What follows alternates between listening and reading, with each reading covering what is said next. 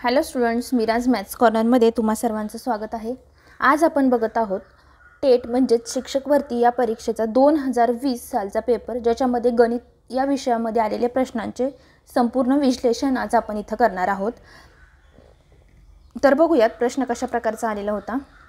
खालील पर्यायात दर्शवलेल्या संख्ये इतक्या वस्तू काही मुलांना वाटायच्या असतील तर कोणत्या वस्तूंचे समान वाटप होणार नाही हे विचारले।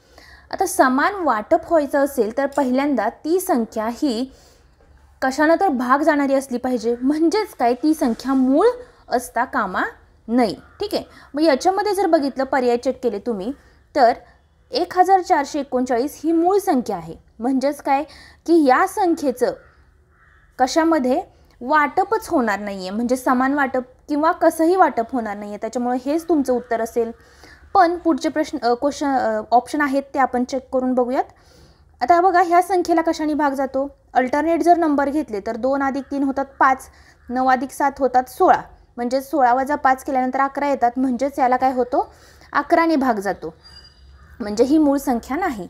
नंतर इथं पण बघा 3 आणि 3 होतात 6, 9 आणि 8 होतात 17, 17 मधून जर 6 गेले तर इथं होतात 11, ह्या पण संख्येला भाग जातो। 4 आणि 3 7, 9 आणि 9 18, 18 मधून जर 7 गेले तर इथं पण 11 राहतात, म्हणजे ऑप्शन नंबर 2, 3, 4 ह्या मूळ संख्या नाही आहेत, संयुक्त संख्या आहेत, म्हणजे या वस्तूंचं समान वाटप होऊ शकतं। पण जी मूळ संख्या आहे त्या मूळ संख्येचं जर त्याला कोणत्या संख्येने भागच जात नसेल तर त्या संख्येचं समान वाटप होऊ शकत नाही, त्याच्यामुळे ऑप्शन नंबर 1 हे तुमचं उत्तर असेल। पुढचा प्रश्न बघूयात आपण। योग्य नित्य समानता दर्शवणारा पर्याय कोणता, म्हणजेच काय की राईट हँड साइड बरोबर लेफ्ट हँड साइड असणारा पर्याय कोणता हे तुम्हाला इथं विचारलेलं आहे। आता ऑप्शन चेक करूयात आपण इथं पहिल्या ऑप्शन पासून। याच्यामध्ये सॉल्व कोणता करू शकतो, ही साइड सॉल्व करू शकतो, म्हणजेच x + 1/x ब्रॅकेटचा वर्ग। जर याचा विस्तार केला, ऑप्शन नंबर 1 चं उत्तर आहे हे, x² + 2 × x गुणिले 1/x + 1/x वर्ग येईल, म्हणजेच x² अधिक ह्या x ला हे x कॅन्सल झालं, राहिले 2 अधिक 1/x², म्हणजे ह्या बाजूचा विस्तार केल्यानंतर असा येतो। पण हे आणि हे सेम आहे का नाही, कारण इथं x दिले, त्याच्यामुळे हे काय LHS बरोबर RHS हा पार्ट इथं दाखवलेला नाही। त्याच्यानंतर ऑप्शन नंबर 2 चेक करूयात, याचा तुम्हाला विस्तार करता येऊ शकतो। ऑप्शन नंबर 2 मध्ये बघा 1/3x² वजा 2 ब्रॅकेटमध्ये 1/3x गुणिले 3x अधिक 3x²। आता ह्याला हा कॅन्सल झाला, 1/9x² वजा 2 अधिक 9x², म्हणजे हे असं दिलं आहे का इथं 9 पाहिजे होतं पण इथं 3 दिलं आहे, म्हणजे हा पण ऑप्शन येऊ शकत नाही। आता ऑप्शन नंबर 3 चेक करा, ह्याचा आणि ह्याचा विस्तार, म्हणजे हा कसा आहे a - b आणि a अधिक b आहे, म्हणजेच याचा विस्तार कसा येऊ शकतो a² वजा b², म्हणजेच हा असा येईल, म्हणजेच 1/x² वजा x², म्हणजेच ह्याचा LHS पार्ट बरोबर RHS पार्ट आलेला आहे, त्याच्यामुळे ऑप्शन नंबर 3 हे तुमचं उत्तर असणार आहे। नित्य समानता म्हणजे काय की तुम्हाला LHS पार्ट बरोबर RHS पार्ट हा कोणत्या प्रॉब्लेमचा सॉल्व केल्यानंतर भेटतो हे इथं तुम्हाला विचारलेलं आहे, म्हणजे तुम्हाला जोपर्यंत आन्सर भेटत नाही तोपर्यंत त्याच्या बाजू सॉल्व करून त्या बाजू बरोबर आहेत का नाहीत हे चेक करावं लागेल। पुढचा प्रश्न बघा, एका वर्तुळाकृती बागेला 4 पदरी कुंपण घालण्यासाठी 1408 मीटर काटेरी तार लागली। कुंपण किती पदरी घातलेला आहे, 4 पदरी कुंपण आहे, ठीक आहे, आणि त्याच्यासाठी तार किती लागली आहे 1408 मीटर लागलेली आहे। त्या बागेच्या कडेने समान अंतरावर 4 विजेचे खांब असतील, किती खांब आहेत 4, प्रत्येक 2 लगतच्या खांबातील कमीत कमी अंतर किती मीटर असेल हे तुम्हाला विचारलेलं आहे। बाग कशी आहे, वर्तुळाकृती बाग आहे, ठीक आहे। आता 4 पदरी कुंपण घालण्यासाठीच 1408 मीटर लागले, म्हणजे 1 पदरी कुंपण घालण्यासाठी किती मीटर तार लागेल तर 1408 भागिले 4 करावं लागेल, 4 × 12 खाली राहतात 2, 4 × 25 4 × 2 8 मीटर, म्हणजेच 352 मीटर हे एका पदरी कुंपणासाठी लागेल। कुंपण कसं आहे वर्तुळाकार आहे, ठीक आहे, म्हणजेच काय हे म्हणजेच काय असणार आहे त्या वर्तुळाचा परीघ असणार आहे. जर परीघ किती आहे हे माहिती असेल तर तुम्हाला परीघाचं सूत्र काय आहे, 2πr बरोबर परीघ असणार आहे. म्हणजेच इथं आहे 352. 2 गुणुले पाय म्हणजे 22/7 गुणुले r. याच्यावरून तुम्हाला ह्या दोन किमती जर आपण ह्या साईडला घेतल्या तर कशा येतील, 7 वरती येईल आणि 22 गुणुले 2 खाली जाईल बरोबर r येईल. आता ह्याला भाग घातल्यानंतर बघा, 11 त्रिक 33, 11 दोन्ही 22, 11 दोन्ही 22, 2 गुणुले 2 4, 4 एके 4, 4 8 32, म्हणजेच 7 8 56. r बरोबर किती आला, जे वर्तुळाकार बाग आहे त्या बागेची त्रिज्या किती आली, तुम्हाला 56 आलेली आहे. ठीक आहे. आता ह्या त्रिज्येसाठी बघा काय केलेलं आहे, 4 विजेचे खांब आहेत ते समान अंतरावर आहेत. म्हणजेच कशा असणार आहेत, इथे एक असेल असा, म्हणजे हा एक खांब, हा दुसरा, हा तिसरा आणि हा चौथा. ह्याचं अंतर काय आहे, समान आहे. आता बघा याच्यामध्ये ह्याची जी त्रिज्या दिलेली आहे ती तुम्हाला किती दिलेली आहे, 56 काढलेली आहे आपण इथं. ही 56, ही 56. हे ज्यावेळेस असं असेल त्यावेळेस इथं कोणता कोण होतो, 90 अंशाचा कोण होतो.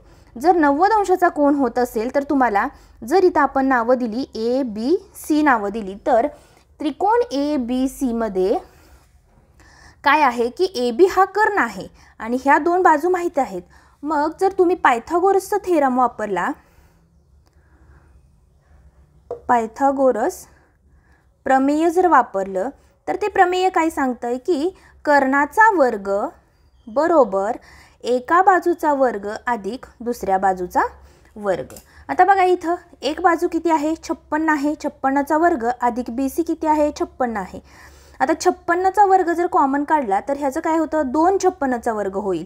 म्हणजेच हे असेल ABचा वर्ग. पण तुम्हाला काय पाहिजे, AB पाहिजे. म्हणजेच काय करावं लागेल, दोन्ही बाजूचं वर्गमूळ काढायचं.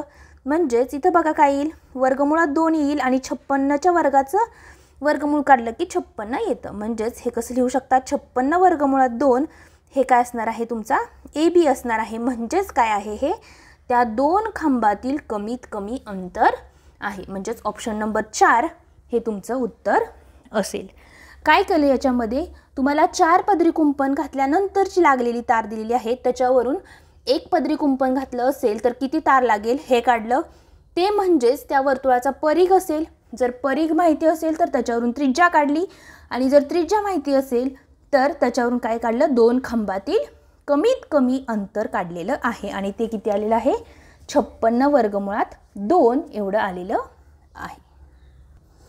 पुढचा प्रश्न बघूयात आपण. खालील पर्यायातील पूर्ण वर्ग संख्यांची जोडी कोणती. पूर्ण वर्ग संख्या विचारलेली आहेत. पहिला ऑप्शन चेक करून बघूयात आपण. 6.250 या झिरोला काही किंमत आहे का, नाहीये. तो लिहिला तरी चालतो, नाही लिहिला तरी चालतो. 6.25चं जर वर्गमूळ काढलं तर किती येतं, 2.5 येतं. आणि 8.41चं जर वर्गमूळ काढलं तर किती येईल, 2.9 येईल. म्हणजेच काय, ह्या संख्येचं वर्गसंख्यांची जोडी कोणती. म्हणजे ही पहिलाच ऑप्शन येईल की ती दोन्ही संख्या काय आहेत, पूर्ण वर्ग संख्या आहेत. म्हणजेच काय, त्या दोन्ही संख्यांचं वर्गमूळ तुम्हाला भेटतं. ठीक आहे. पुढचा प्रश्न बघा. काही 100 रुपये आणि काही 50 रुपये किमतीच्या नोटा असलेल्या पाकिटात 15,500 रुपये आहेत. किती आहेत, 15,500 रुपये. 100 रुपयाच्या काही नोटा आहेत आणि 50 रुपयाच्या काही नोटा आहेत. यावरून त्या पाकिटात फक्त 50 रुपये किमतीच्या नोटांची संख्या खालील पर्यायापैकी किती असू शकेल हे तुम्हाला विचारलेलं आहे. आता हा प्रश्न सोडवताना इक्वेशन तयार करणार असाल तर तुम्हाला एकच इक्वेशन मिळतं. त्याच्यामुळं हा प्रश्न सॉल्व करताना तुम्हाला ऑप्शन थ्रू जावं लागेल. पहिल्या ऑप्शनमध्ये जर 50 रुपयांच्या 315 नोटा असतील तर टोटल किती रुपये होतात बघा. 5 5 25, 7 3 5 15. म्हणजेच 15,500 म्हणजे किती होतात, 14,750 रुपये होतात. पण आहे हीच रक्कम 315 नोटा असतील तर ह्या 15,500पेक्षा जास्त आहेत. म्हणजे ऑप्शन नंबर 1 तर येऊच शकत नाही. ऑप्शन नंबर 2 बघा. इथं बघा 0, 5 5 25, 9 5 45, 4 4 2 8, 8 आणि 4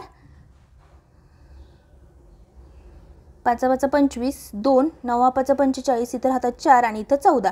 म्हणजे जर 50 रुपयांच्या 295 नोटा असतील तर इथंच 15,500 रुपये होतात. पण त्याच्यामध्ये असं दिलं आहे का तुम्हाला फक्त 50 रुपयांच्या नोटा आहेत, नाही. त्याच्यामध्ये काही 50च्या आहेत आणि काही 100च्या पण आहेत.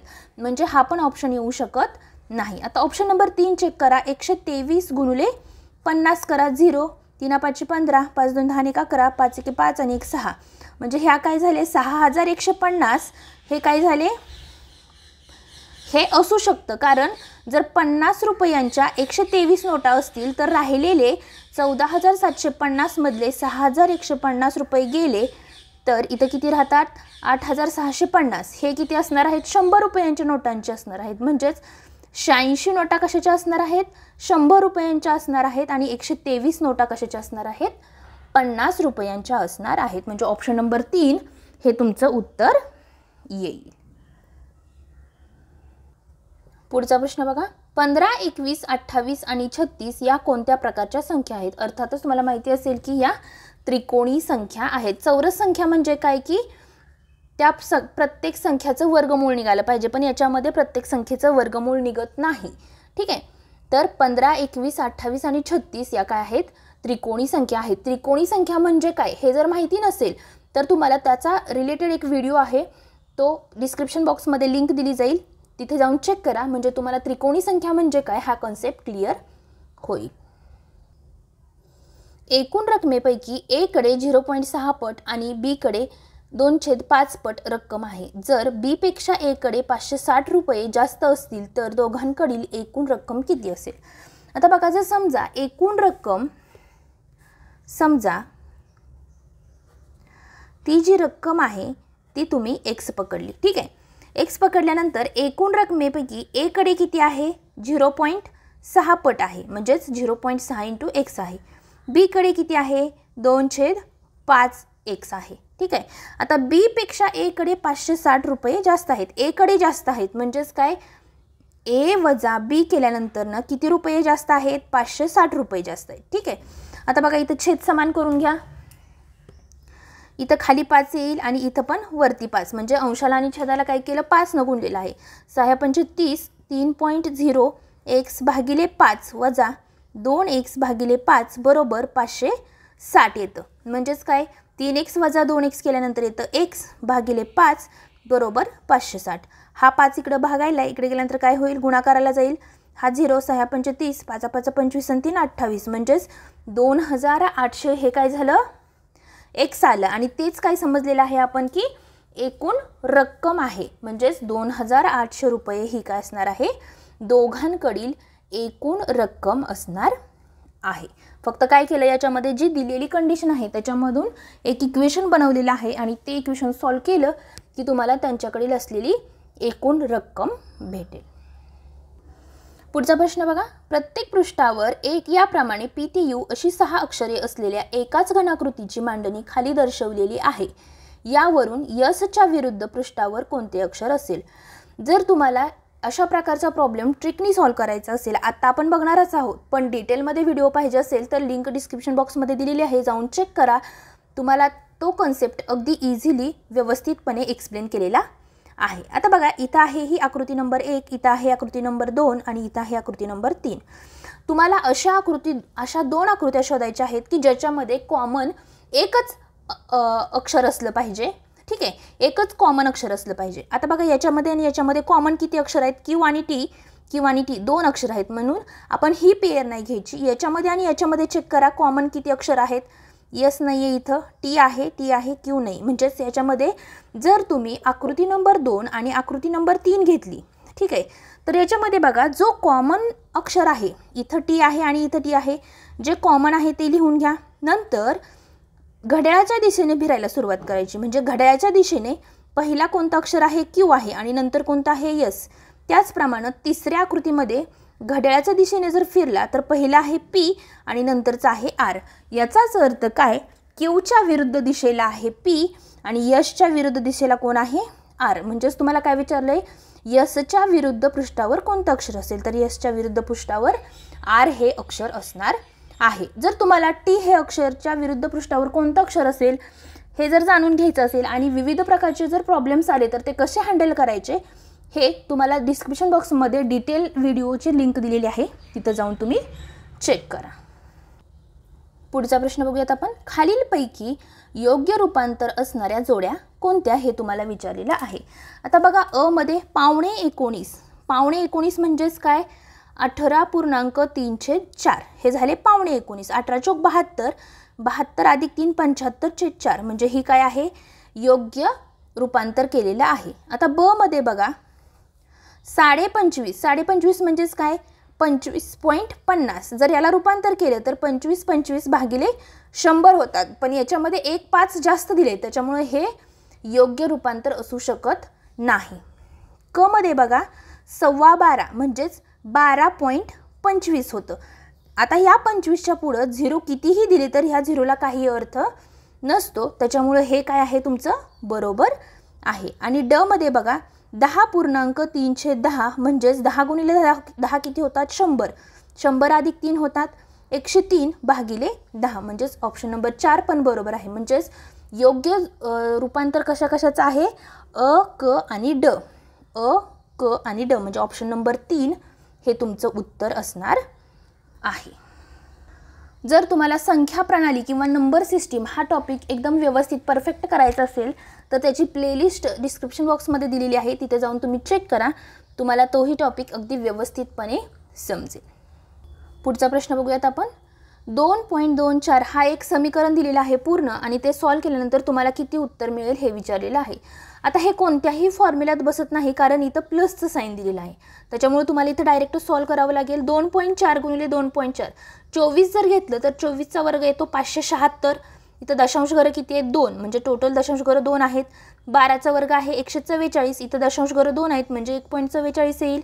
नंतर अधिक 2.4 आणि 2.4 किती होतात, 4.8 होतात. ठीक आहे, हे झालं असं. नंतर 2 गुणिले 1.2 किती होतात, 12 2 24, 2.4 अधिक 2.4 वजा 1.2 किती होतात, 1.2 होतात. ठीक आहे, आता हे जर आपण सॉल्व केलं 5.76, 1.44 आणि 4.8 या सगळ्यांची जर बेरीज केली तर किती होते, 6 आणि 4 10, 8 आणि 4 12 आणि 13, 13 आणि 7 20, 4 आणि 2 6, 7, 7 आणि 5 12 म्हणजेच अंशामध्ये आलं 12. छेदामध्ये किती होईल, 2.4 अधिक 1.2, 4 आणि 2 6, 3.6 झालं. म्हणजेच 12/3.6 ह्यालाच कसं येईल, 120/36 येईल. 12 10, 12 त्रिक 36 म्हणजेच 10/3 म्हणजेच 3.33 हे तुमचं काय असेल उत्तर असणार आहे. पण ऑप्शनमध्ये तुम्हाला 3.33 हे कुठंच दिलेलं नाही आहे, त्याच्या नियर अबाउट तुम्हाला 3.6 दिलेलं आहे, पण याचं एक्झॅक्ट आन्सर आहे 3.33. पुढचा प्रश्न बघूयात आपण. शेजारील समद्विभुज समलंब चौकोन ए बी सी आणि डी मध्ये रेखा ए डी ही रेखा बी सीला पॅरलल आहे. लेंथ सी डी, सी आणि डी इथं किती दिलेली आहे, 17 दिलेली आहे. बी एम दिलेली आहे 8, बी सी किती दिलेली आहे, पूर्ण ही बी सी दिलेली आहे 36. ठीक आहे, तर रेखांकित केलेल्या व न रेखांकित केलेल्या आकृतीच्या परिमितीतील फरक किती काढायचा आहे. म्हणजेच तुम्हाला हा त्रिकोण आणि हा त्रिकोण यांची परिमिती पहिल्यांदा काढावी लागेल. ती काढण्यासाठी हा जर 8 असेल तर हा पण काय असणार आहे, 8 आहे. मग हा त्रिकोण डी एन सी हा काय झाला, काटकोन त्रिकोण झाला. आणि काटकोन त्रिकोणाचं त्रिकूट काय आहे, 15, 8 आणि 17 म्हणजे ही झाली 15 बाजू. आता हे 8 आणि हे 8 झाले 16. 36 मधून जर 16 गेले तर हातात 20. ठीक आहे, म्हणजेच आता याच्यामध्ये जर तुम्हाला परिमिती करायची झाली तर त्रिकोण ए एम बी अधिक हे काय झालं, रेखांकित भागाची परिमिती झाली, अधिक त्रिकोण डी एन सी. तर त्रिकोण ए एम बी याच्यामध्ये हे 15 आहे म्हणजे हे पण 15 असणार आहे. ठीक आहे, आणि हे पण 17 असणार आहे. म्हणजेच 17 अधिक 15 अधिक 8 आणि याची पण किती असणार आहे, सेम 15 अधिक 17 अधिक 8 असणार आहे. बरोबर. आता बघा 15 आणि 8 23, 23 आणि 17 किती होतात, 40 होतात. 40 अधिक 40 किती झाले, 80 झाले. नंतर आता बघा याच्यामध्ये रेखांकित झाला, रेखांकित भागाचं परिमिती झाली 80. आता रेखांकित नसलेल्या भागाची परिमिती काय आहे, रेखांकित नसलेली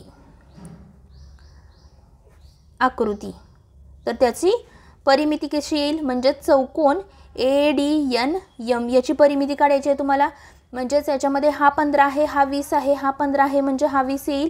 म्हणजेच 20 अधिक 15 अधिक 20 अधिक 15. हे 20 आणि 20 40 आणि हे 15 आणि 15 30 म्हणजे टोटल झाले 70.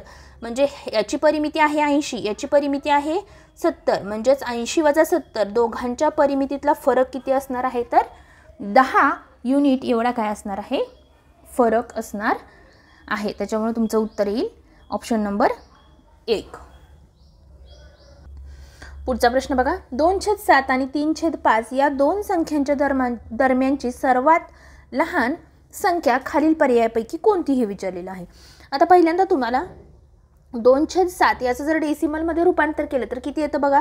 इथं 0 7 2 14 खाली राहतात 7 7 8 56 खाली राहिले 4 7 5 35. नंतर 3/5 म्हणजेच किती 5 6 30. म्हणजेच तुम्हाला जी संख्या काढायची आहे ती कशाच्या मध्ये असणार आहे 0.285 आणि 0.6 यांच्या दोघांच्या मध्ये असणार आहे. आता 1/5 जर दशांश घरामध्ये रूपांतर केलं तर 0.2 येईल.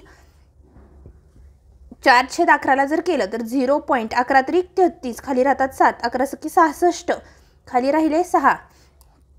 इथं बघा 3.4 म्हणजेच पाऊण असतो म्हणजे 0.75 असतात. आणि 5/11 म्हणजे बघा 11 चौक 44 खाली राहिले 6 11 5 55 11 चौक 44 म्हणजे 454 0.454. आता याच्यामध्ये कोणती संख्या ही 0.28 पेक्षा मोठी आणि 0.6 पेक्षा लहान आहे. 0.28 पेक्षा मोठी म्हणजे ही तर नाही आहे आणि 0.75 ही 0.6 पेक्षा मोठी आहे. आता राहिले ह्या दोन संख्या. तर ह्या दोन संख्यातली लहान संख्या कोणती आहे तर तुम्हाला ऑप्शन काय विचारलाय प्रश्न सर्वात लहान पर्यायापैकी लहान संख्या म्हणजेच 4/11 हे तुमचं उत्तर येईल. पुढचा प्रश्न बघा. समान तुकडे करण्यासाठी 210 मीटर मापाच्या दोरीचे दोन्ही टोके जुळवली. म्हणजे ही एक दोरी आहे. या दोरीचे जे माप आहे ते 210 मीटर एवढं आहे. पण काय केलेलं आहे की हे टोक आणि हे टोक जुळवलेलं आहे. म्हणजेच काय केलं की याला अशा प्रकारे फोल्ड केली. ठीक आहे. म्हणजे हे टोटल माप किती झालं 210. त्यानंतर त्या दुपदरी दोरीला 3 ठिकाणी कापलं गेलेलं आहे. म्हणजेच काय केलं इथे एक कट केला 1 2 आणि 3 ठिकाणी कापलं. ठीक आहे. तर प्रत्येक तुकड्याची लांबी पहिल्यांदा तुम्हाला हे काढावं लागेल की किती तुकडे झाले.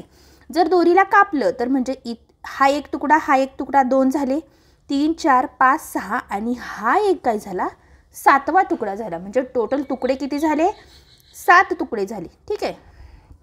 ज्यावेळेस तुम्ही 210 मीटर दोरीला कापता तेव्हा त्याचे तुकडे किती होतात 7 तुकडे होतात. ठीक आहे. तर तुम्हाला काय विचारलंय की एका तुकड्याची लांबी किती. टोटल दोरी किती आहे 210 मीटरची आहे. त्याला जर 7 ठिकाणी 7 तुकडे झाले तर किती होईल 7 त्रिक 21 आणि 0 म्हणजे एक तुकडा किती मापाचा होईल 30 मीटरचा. पण 30 मीटर इथं कुठं ऑप्शन आहे का सेंटीमीटरमध्ये आहे. म्हणजेच 1 मीटर बरोबर किती असतं 100 सेंटीमीटर आहे. तर त्याचप्रमाणे 30 मीटर बरोबर किती सेंटीमीटर असणार आहे 30 गुणिले 100 म्हणजेच 3000 सेंटीमीटर एवढे काय असणार आहेत एका तुकड्याची लांबी असणार आहे. बरेच जण इथं धोका खातात की 3 ठिकाणी कापल्यानंतर त्याचे तुकडे ते लोक 8 करतात आणि 8 केलं तर तुमचं उत्तर चुकीचं येतं. त्याच्यामुळे इथं लक्षात घ्या की दोरी जर दुपदरी केली तर तुकडा 1 कमी होतो. कारण शेवटचा जो तुकडा आहे इथला तो काय होतो 2 न होता 1च तुकडा होतो. क्रिया करून येणाऱ्या उत्तराचा विसंगत पर्याय कोणता हे तुम्हाला विचारलेलं आहे. आता तुम्हाला काय करायचं आहे की इथं प्रत्येक ऑप्शन सॉल्व करावं लागेल.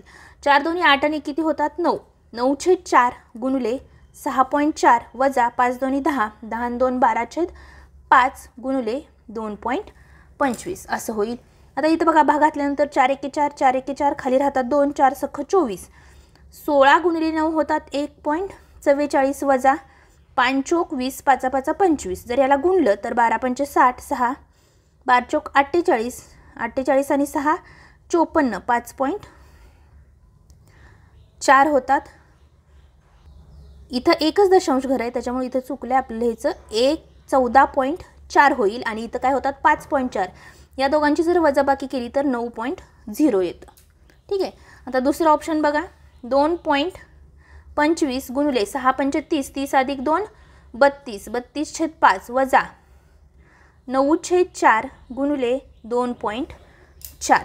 आता बघा इथं 5 एके 5, इथं 0, 5 चौक 20, 5 5 25, 4 एके 4, 4 सख्ख 24 म्हणजेच किती होतात बघा. आता इथं काय झाले 0.4 गुणुले 32. जर इथं आपण केलं 0.45 गुणुले 32, 5 दोन्ही 10, 4 दोन्ही 8 आणि 1 9, इथं 3 5 15, 4 3 12 आणि 13, 0 9 5 14, 4 1 म्हणजेच इथं पण येतात 14.4 वजा 9 सख्खी 54 आणि इथं पण 1 दशांश घर म्हणजे शेवटचा आन्सर किती आलं 9.0 आलं. नेक्स्ट तिसरा ऑप्शन सोडवा. 4 दोन्ही 8 आणि 1 9, 9/4 गुणुले 6.4 वजा इथं किती आहे 2.4 गुणुले 9/4. आता बघा इथं 4 एके 4, 4 सख्ख 24, 4 एके 4, 4 सख्ख 24 म्हणजे 16 9 144, 1 दशांश घर वजा 9 सख्खी 54 म्हणजेच इथं 14.4 वजा 5.4 म्हणजेच 9.0 म्हणजे तिसरा पण ऑप्शन एकदम करेक्ट आहे. तिन्ही ऑप्शनमध्ये याच्यामध्ये 9, याच्यामध्ये 9 आणि याच्यामध्ये 9 आलं म्हणजेच अर्थातच तुमचा जे चौथा ऑप्शन आहे त्याचा आन्सर वेगळं येणार आहे. तरी आपण चेक करूयात एकदा. वजा इथं 6.4 गुणुले 5 दोन्ही 10, 10 2 12/5 आले. आता इथं बघा 4 एके 4, 4 5 20, 4 सख्ख 24, 4 दोन्ही 8, 4 5 20, 5 एके 5, इथं राहिला 1, 5 दोन्ही 10, 5 8 40 बरोबर 9 5 45, 9 दोन्ही 18 आणि 4 22, 2 9 सख्खी 54, 54 आणि 2 56, 5 9 5 45 आणि 5 50 म्हणजे टोटल दशांश घर 1 2 3 4 वजा इथं बघा 12 8 96, 9 12 दोन्ही 24, इथं येतील 33, 3 12 आणि 3 15 म्हणजे इथं मायनस 15.56 वजा 5.0625 म्हणजेच 5 इथं 7 9 2 आणि इथं काय येईल 10 मायनस 10.2995 असं उत्तर येतं. म्हणजे हेच ऑप्शन काय आहे वेगळं आहे. त्याच्यामुळे तुमचं उत्तर काय येईल विसंगत पर्याय कोणता तर ऑप्शन नंबर 4 हा तुमचा विसंगत पर्याय येईल. फक्त तुम्हाला काय करायचं की इथं पूर्ण समीकरण सॉल्व करायचे आहेत आणि त्याचे आन्सर्स चेक करायचे आहेत. पुढचा प्रश्न बघा. 4.34 डझन आंब्यांची किंमत ही 2280 रुपये आहे तर 9 आंब्यांची किंमत किती. आता पहिल्यांदा काय दिलेलं आहे की हे एवढे डझन दिलेले आहेत त्या डझनाचं आंब्यामध्ये रूपांतर करा. 4 इंच 16, 16 आणि 3 किती होतात 19, 19/4 डझन. आता या डझनाला जर तुम्ही 12 गुणलं तर किती होतं बघा 4 एके 4, 4 त्रिक 12, 19 त्रिक 57 आंबे होतात. ठीक आहे. म्हणजेच इथं आंबे आणि इथं काय आहेत त्याची किंमत किंवा रुपये. आता बघा इथं आंबे किती आहेत 57 आहेत त्याची किंमत किती 2280. जर इथं आंबे 9 असतील तर याची किंमत किती ते प्रश्नचिन्ह. 22 गुणुले तिरकस गुणाकार केला तर किती येतात बघा. इथं कितीने भाग जातो बघा 7 आणि 5 12, 3 जातो भाग 3 एके 3, 3 9 27, 3 7 21, 3 संग 18 0, 19 एके 19, 19 चौक 9 चौक 36 म्हणजेच 360 रुपये ही काय असणार आहे 9 आंब्यांची किंमत असणार आहे. ठीक आहे. तर आजच्या लेक्चरमध्ये आपण काय केलेलं आहे 15 प्रश्न बघितलेले आहेत. राहिलेले काही प्रश्न आपण नेक्स्ट पार्टमध्ये बघूयात. जर व्हिडिओ आवडला असेल तर व्हिडिओला लाईक करा, चॅनलला सबस्क्राईब करा जेणेकरून तुम्हाला नेक्स्ट व्हिडिओ टाकल्यानंतर पाहता येईल. आणि तुम्हाला काही डाऊट असेल तर कमेंट बॉक्समध्ये कमेंट करा, तुमचे डाऊट्स क्लिअर केले जातील. थँक्यू.